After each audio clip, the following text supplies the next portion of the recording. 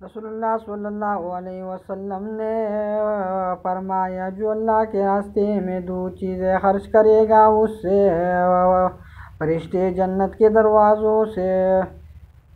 بلائیں گے کہ اے اللہ کے بندے یہ دروازہ اچھا ہے، پھر جو نمازی ہوگا اس کے نماز کے دروازے سے بلایا جائے گا، جو مجاہد ہوگا اس سے جہاد کے دروازے سے، اور جو روزہ دار ہوگا اس سے ریان سے، اور جو زکوٰۃ ادا کرنے والا ہوگا اس سے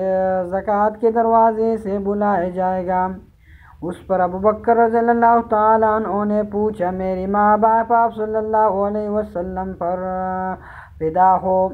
یا رسول اللہ، جو لوگ ان دروازوں میں سے کسی ایک دروازے سے بلائے جائیں گے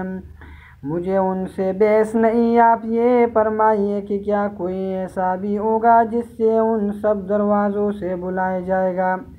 آپ صلی اللہ علیہ وسلم نے فرمایا کہ خواہ، اور مجھے امید ہے کہ آپ بھی انہیں میں سے ہوں گے۔ اگر ویڈیو اچھا ہے تو لائک کریں، سبسکرائب کریں، انشاءاللہ تعالی نیکسٹ ویڈیو ملیں گے، تب تک کے لیے اپنا بہت بہت خیال رکھیں۔